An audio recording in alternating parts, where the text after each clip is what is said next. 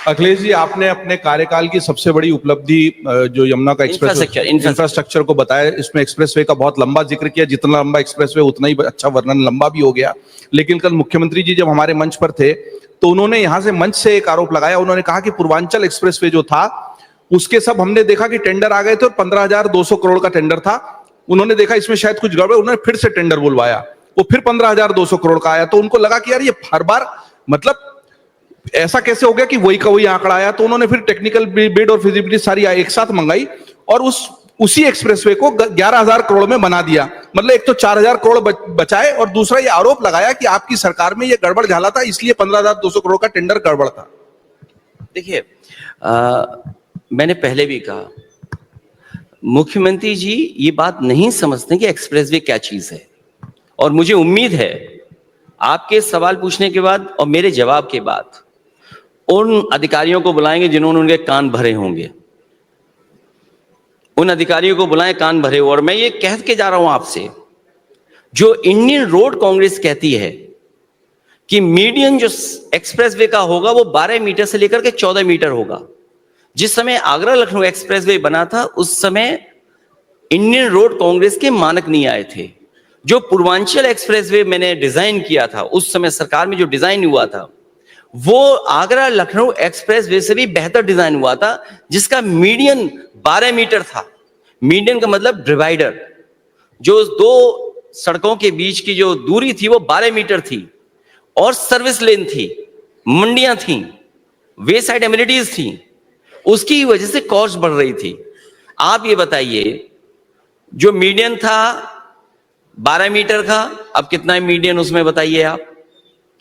दूसरा service lane बननी थी, मंडी की जगह लेनी थी। अगर एक भी मंडी बनी हो तो बता दीजिए आप। और मैंने पहले ही जिक्र किया, जो शौचालय बनाए वो ऐसे बनाए जिसमें कोई जा ही नहीं सकता है। तो मानक के साथ खिलवाड़ की और केवल ये दिखाने के लिए कि सस्ता है, लेकिन क्वालिटी से कितना कंप्रोमाइज किया।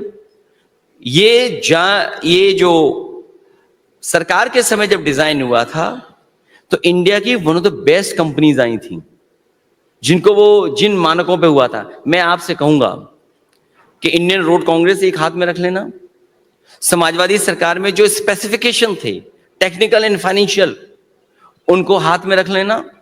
और उन्होंने टेक्निकल स्पेसिफिकेशंस में क्या खिलवाड़ की है और उन्होंने फाइनेंशियल स्पेसिफिकेशंस में क्या खिलवाड़ की है, वो जब आप ध्यान दे दोगे तो आपको पता लग जाएगा कि कितनी बड़ी सरकार ने सिक्योरिटी के साथ खिलवाड़ की है, सेफ्टी के साथ खिलवाड़ की, आप कल्पना नहीं कर सकते हैं। इसलिए इंडियन रोड कांग्रेस की डिजाइन से, उसके मानक से पूर्वांचल एक्सप्रेसवे डिजाइन किया था। वो तो भूल जाइए जो मुख्यमंत्री जी कह रहे हैं। एक गोरखपुर लिंक सड़क बन रही है, 2022 में उसके शुरुआत हो जानी चाहिए थी। 90 किलोमीटर की सड़क 7,000 करोड़ की बन रही है और 2025 आ गया, अभी तक उद्घाटन नहीं हुआ। इससे बड़ा गोरख धंधा और क्या हो सकता है? इससे बड़ा गोरख धंधा क्या हो सकता है कि 90 किलोमीटर की सड़क 7,000 करोड़ की।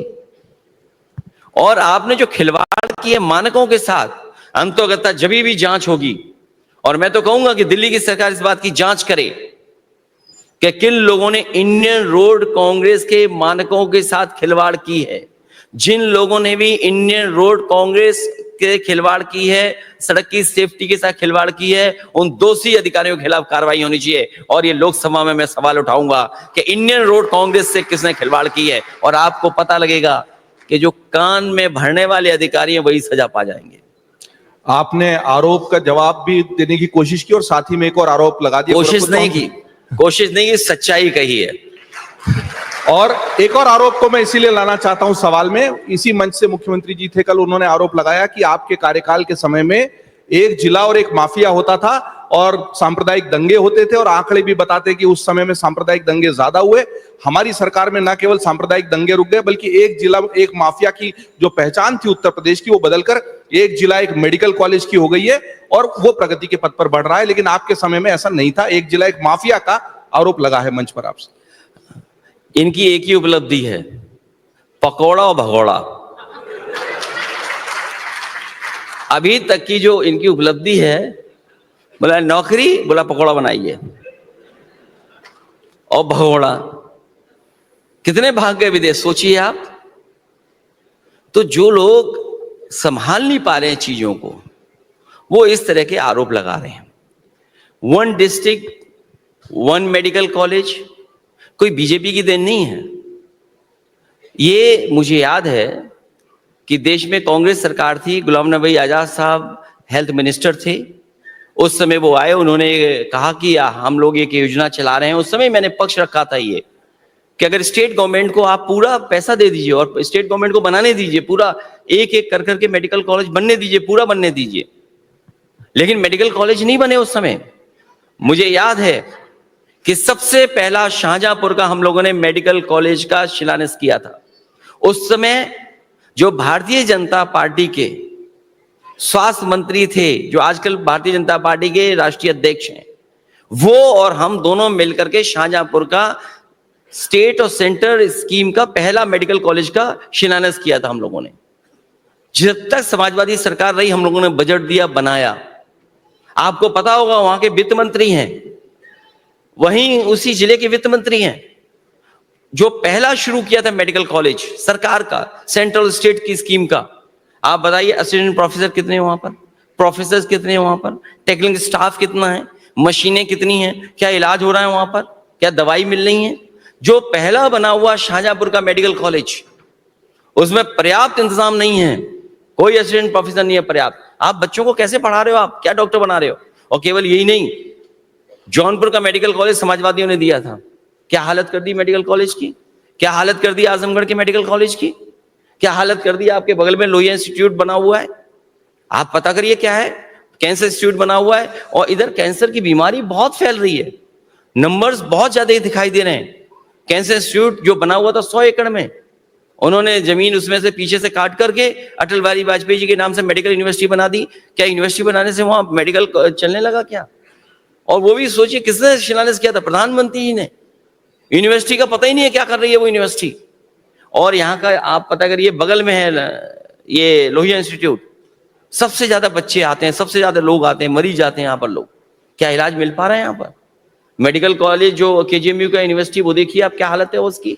आए दिन अखबारों में खबर निकलती है, हर दिन उत्तर प्रदेश में देखिए कि आप मामूली चीजें नहीं है। अगर गरीब चाहे अस्पताल में एडमिट कराना है तो एडमिट नहीं हो पा रहा। आप ट्रॉमा सेंटर में देखिए दलाल घूम रहे हैं। और ये मैं नहीं कह रहा हूं, तब जब अखबार को इतना भुगतान करते हैं ये लोग, उसके बाद भी अखबार वाले थोड़ी बहुत खबर निकाल देते हैं। और अगर अखबार वालों को फ्री छोड़ दें तो अभी पता लग जाएगा सरकार की सच्चाई क्या है। इतना दबाव है सब लोगों पर। अखिलेश जी, मैं बड़ी विनम्रता से कहूंगा कि अमर उजाला ही वो अखबार है जिसने संवाद का ये मंच आपको हासिल कराया और आपकी पूरी बात लाइव प्रसारित हो रही है। इसी से मैं अपने अगले सवाल पर भी आता हूं और हम इस मंच पर आपकी इस बातचीत को आगे बढ़ाएंगे। आप ही की पार्टी के 2 नेताओं के बयान हैं जो पूरे देश में चर्चा का विषय है। पहले मैं आता हूं अबू आजमी के बयान पर, जो कहते हैं कि औरंगजेब तो अच्छा प्रशासक था, क्रूर नहीं था, तानाशाह था, उसको गलत तरीके से पोर्ट्रे किया। और छावा फिल्म के आने के बाद जो पूरा विवाद हुआ, इस पर आपका क्या कहना। आप ही की पार्टी के नेता हैं और वो कहते हैं कि औरंगजेब तो अच्छा राजा था, क्रूर तानाशाह नहीं था, निर्दयी नहीं था, अत्याचारी नहीं था, और उसी वजह से छत्रपति शिवाजी महाराज को लेकर भी कई बातें आई। इस पर आपकी क्या राय है।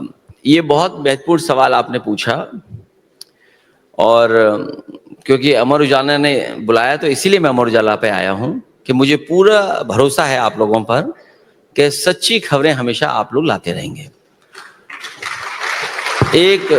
एक जिसका काम था जगाने का, वो जगा नहीं रहा था, पता नहीं सुला रहा था लोगों को। जागरण करने की जिसकी जिम्मेदारी थी, वो लोगों को सुला रहा था।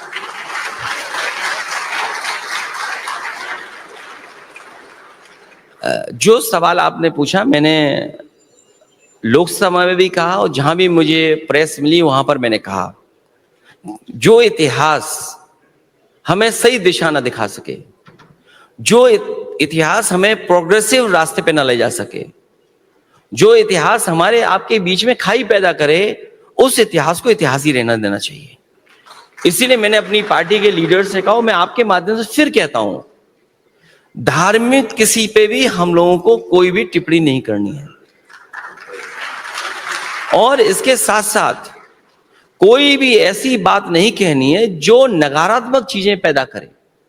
क्योंकि बीजेपी अपॉर्चुनिटी ढूंढने का तैयारी रखती है। उसका लक्ष्य है कि मुख्य मुद्दों से हम लोग ध्यान हटा के रखें। आज सूची आई है, मान लीजिए कुछ दिन पहले, दुनिया के 100 इन्फ्लुएंशियल लोगों की, भारत का कोई इन्फ्लुएंशियल आदमी नहीं उस सूची में। और इसलिए नहीं क्योंकि यहां पर दुनिया जान रही है कि डेमोक्रेसी खतरे में है, नकारात्मक काम हो रहे हैं, यहां बुलडोजर चल रहे हैं, यहां पर झूठा फंसाया जा रहा है पॉलिटिकल लोगों को। आप बताइए, दुनिया की 100 लोगों की सूची निकली है, प्रभावशाली लोगों की, लेकिन हमारा भारत का एक भी नहीं है कोई उसमें। वो इसीलिए नहीं क्योंकि दुनिया देख रही है फ्रीडम ऑफ प्रेस में हम कहां खड़े हैं, इक्वलिटी के इंडेक्स में हम कहां खड़े हैं, भूखमरी के इंडेक्स में हम कहां खड़े हैं, हमारा रुपया दूसरे तुलना में, डॉलर के, पाउंड के और कोई तुलना में हम कहां खड़े हैं, हम ट्रेड में कहां खड़े हैं। तो तमाम चीजें, तमाम मानकों की वजह से जो भारतीय जनता पार्टी का काम करने का तरीका है, उसकी वजह से हम लोग कहीं दिखाई नहीं दे रहे हैं दुनिया में। और फिर अल्पसंख्यकों पे हमला हो रहा है, जैन समाज को भी हमला कर दिया उनके ऊपर। जो जैन समाज बहुत शांतिपूर्ण ढंग से, और उनकी जमीनों पे कब्जा शुरू हो गया। ये पता नहीं क्या है भारतीय जनता पार्टी के अंदर कि अगर वो जमीन देख लें तो बस कब्जा कर लेंगे। ये भारतीय जनता पार्टी नहीं है, भारतीय जमीनी पार्टी है। ये जमीन दे करके कब्जा करने वाली पार्टी है। और कई उदाहरण है मेरे पे, अगर उदाहरण कोई जानना चाहे तो और उदाहरण लेंगे अखिलेश जी। बस